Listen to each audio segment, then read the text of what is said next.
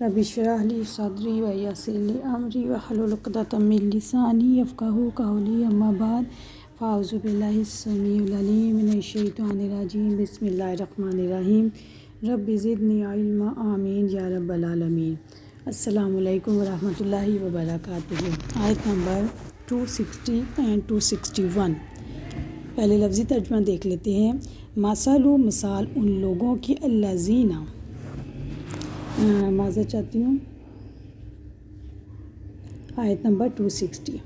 Wise और जब काला कहा इब्राहीम ने रब्बी ए मेरे रब आरिनी तू दिखा मुझे कैफ़ा कैसे तुहयी तू ज़िंदा करेगा अलमौता मुर्दों को। काला अल्लाह ताला ने फरमाया अवलम और क्या नहीं तुमिन तू यकीन रखता। काला उसने कहा भला क्यों नहीं वलाकिन लेकिन ले यत्मइन्ना क़ल्बी मेरा दिल मुतमईन हो जाए। काला अल्लाह ताला ने फरमाया फ़ाखुज़ तो तुम ले लो अरबाता 4 मिनत तैरी परिंदों में से फसुरहुन्ना भी मानूस कर लो इन्हें इलाइका अपनी तरफ सुम्मा फिर अजअल तुम रख दो अला ऊपर कुल्ली हर जबल पहाड़ के मिनहुन्ना उनमें से जुज़अन एक टुकड़ा सुम्मा फिर उदउहुन्ना तुम बुलाओ इन्हें यअतीना का वो चले आएंगे तुम्हारे पास साया भागते हुए। वालम और तुम जान लो अन्नल्लाह यकीन अल्लाह ताला अज़ीज़ुन हकीम सब पर गालिब कमाल हिकमत वाला है। मसलुल्लज़ीना मिसाल उन लोगों की युनफ़िकूना खर्च करते हैं अम्वालहुम माल अपने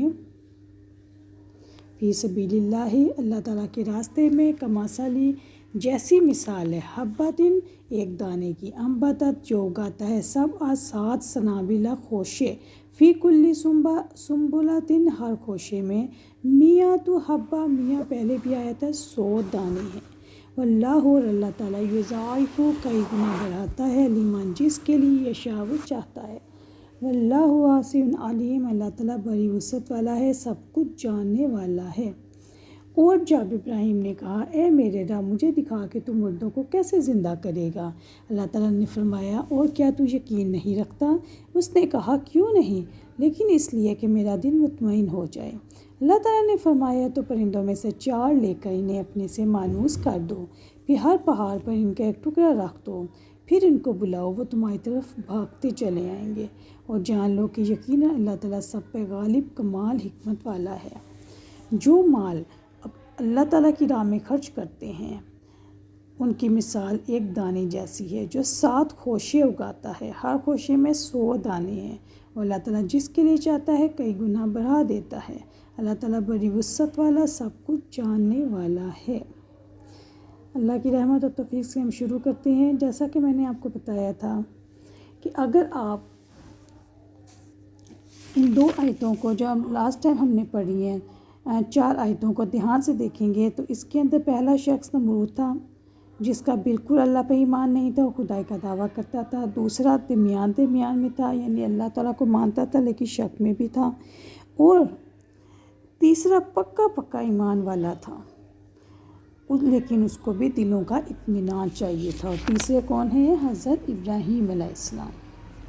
प्यारी बहनों यकीन की 3 दर्जात हैं इल्मुल यकीन आइनुल यकीन और हक़्क़ुल यकीन। खलीलुल्लाह के इस सवाल की एक वजह यह भी बताई गई है कि चूँकि आपने नमरूद से फरमाया था कि मेरा रब ही मारता और जलाता है इसलिए आप इल्मुल यकीन से ऐनुल यकीन और ऐनुल यकीन से मुशाहिदे की तरफ तरक्की करना चाहते थे कि कहीं ये दोहरिया ये ना पूछ बैठे कि कहीं तुमने रब को मारता जलाता देखा भी है तो आप क्या जवाब दें। इसलिए आपने मुशाहिदा ज़िंदगी बादल मौत की दुआ मांगी। अगर आप देखें तो सूरत तकासुर में ये तीनों मौजूद हैं इल्मुल यकीन ऐनुल यकीन और हक़्क़ुल यकीन। यकीन ईमान का आला दर्जा है। उलाइका हुम युकीनून वही लोग हैं जो यकीन रखते हैं। अल्लाह ताला ने फरमाया जब इब्राहीम ने अल्लाह ताला से कहा कि ऐ रब मुझे दिखा कि तू मुर्दों को कैसे ज़िंदा करेगा। सोचने की बात है कि हज़रत इब्राहीम अलैहिस्सलाम तो अल्लाह ताला की रज़ा पर राज़ी रहने वाले खुशू खुजू करने वाले इबादत गुजार पैगम्बर थे। उनका ये शौक़ कि अल्लाह ताला मुझे दिखा तो मुर्दों को कैसे ज़िंदा करता है ये उनका शौक़ फितरी अमल था। اس شوق کا تعلق ایمان کی پختگی کے ساتھ نہیں تھا۔ ایمان کے نتیجے میں مومن کے دل میں کئی قسم کے جذبات پیدا ہوتے ہیں۔ ان میں سے ایک یہ بھی ہے کہ وہ قدرت کے رازوں میں جھانکے۔ یہ شوق بھی اسی سلسلے کی ایک کڑی تھی۔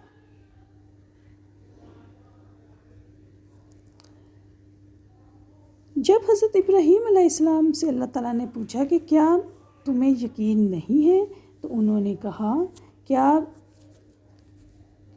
تمہیں کسی قسم کا کوئی شک ہے؟ تو حضرت ابراہیم علیہ السلام نے جواب دیا کہ یقین تو ہے، مگر دل کا اطمینان چاہتا ہوں۔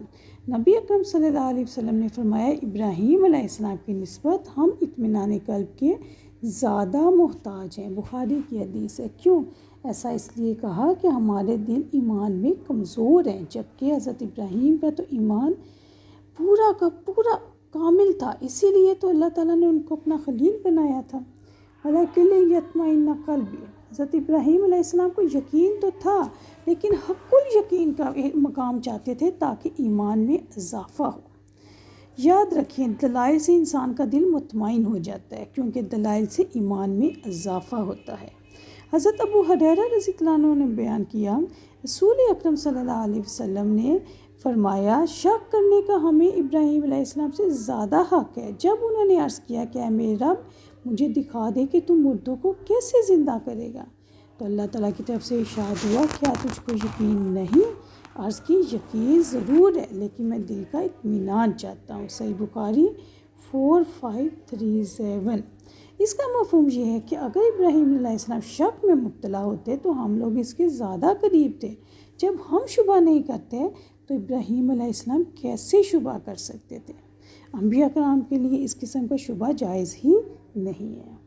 جیسے سورۃ اسراء آیت نمبر 65 میں اللہ تعالیٰ فرماتے ہیں، اِنَّ عِبَادِي لَيْسَ لَكَ عَلَيْهِمْ سُلْطَانٌ وَكَفَىٰ بِرَبِّكَ وَكِيلًا، میرے بندوں پر بلا شبہ تجھے کوئی اختیار نہیں اور آپ کا رب ہی کارساز کافی ہے۔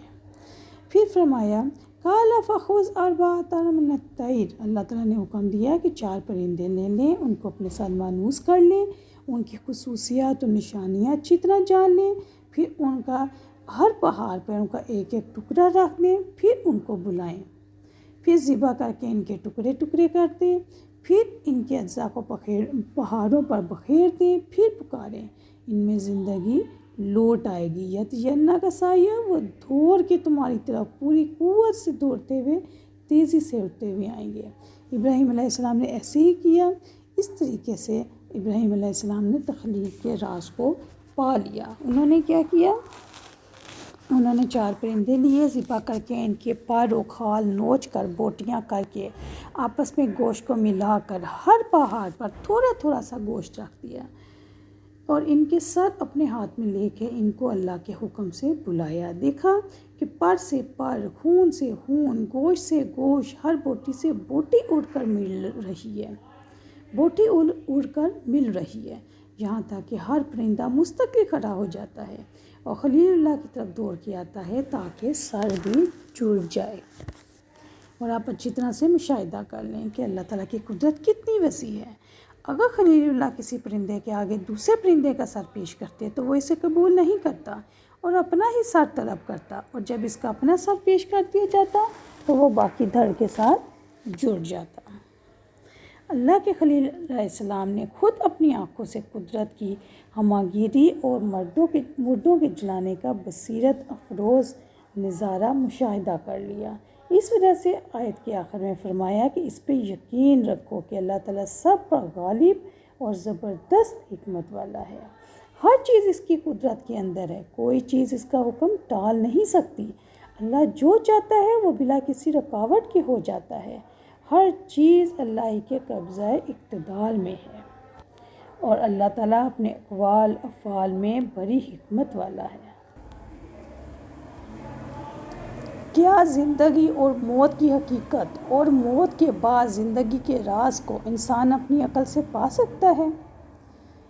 انسان کثرت سے اس دنیا میں پیدا ہوتے ہیں، کثرت سے اس دنیا سے چلے جاتے ہیں، لیکن عقل موت اور حیات کی حقیقت کو پانے سے عاجز ہے۔ انسانی عقل کے پاس موت اور حیات کی حقیقت کو پانے کے لیے زیادہ سے زیادہ جو ذریعہ ہے وہ زندگی کے آثار ہیں۔ جن کو دیکھ کر انسان زندگی کا اندازہ لگاتا ہے۔ انسان مرنے والوں کی موت کے آثار دیکھ کر ہی موت کا اندازہ لگاتا ہے۔ انبیاء علیہ السلام کو غیب کا پردہ ہٹا کر اس لیے سب کچھ دکھایا جاتا ہے کہ وہ لوگوں کو ان کی چھپی ہوئی حقیقتوں سے باخبر کر سکے اور ان کے بارے میں کہہ سکے کہ ہم دیکھی ہوئی چیز سے باخبر کر رہے ہیں، نہ کہ سنی ہوئی چیز سے۔ اگلی آیت ہم انشاءاللہ تعالیٰ اگلی آڈیو میں دیکھتے ہیں۔ السلام علیکم ورحمۃ اللہ وبرکاتہ۔